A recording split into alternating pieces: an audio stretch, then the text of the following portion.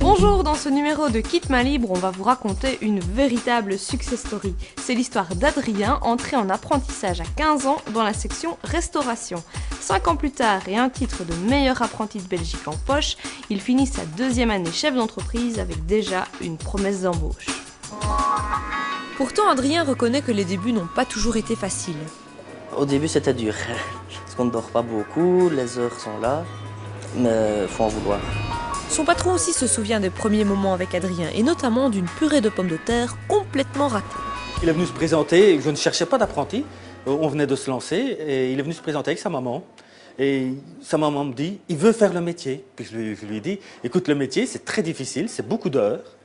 Et question vie privée, c'est pas évident non plus. Et il me dit, il n'y a pas de souci, je veux faire le métier. Je dis, ok, on peut essayer. On essaye un mois, puis je vois le garçon motivé. On lui fait faire une première fois une purée, bon, mais c'était pas tout à fait ça. Mais quand on a affaire à quelqu'un de volontaire, on prend patience, et puis il est là pour apprendre aussi. Donc on s'est dit, allez hop, on le garde, on va essayer. Et puis ça s'est avéré un très très bon élément. Je dis tout de suite, à la fin de son contrat, il est engagé, il n'y a pas de souci, il n'y a pas photo. Et en restauration, pas besoin d'avoir été le meilleur apprenti de Belgique pour trouver un travail. Tous les élèves qui sortent décrochent facilement un emploi. En restauration, j'en ai pas un qui cherche du travail dans les anciens élèves, j'en ai pas un seul.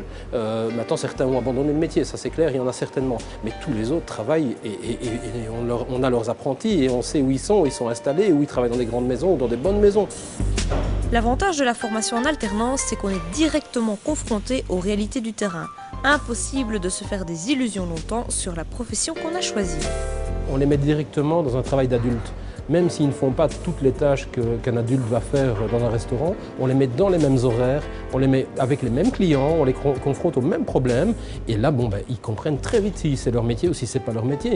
Donc c'est un peu l'avantage. Et comme c'est en première année qu'ils comprennent, c'est tout de suite en démarrant qu'ils comprennent. Je veux dire qu'ils commencent en septembre, au mois de janvier, après les fêtes, on sait qui va continuer et qui ne va pas continuer. C'est très simple.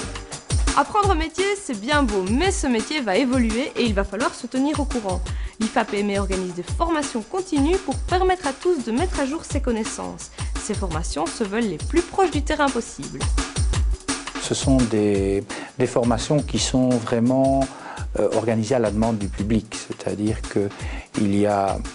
Bien sûr, on fait de la publicité, mais on peut aussi agir à la demande d'un organisme, d'un partenaire. Dans tous les cas, ce sont des professionnels en activité qui viennent donner cours chez nous.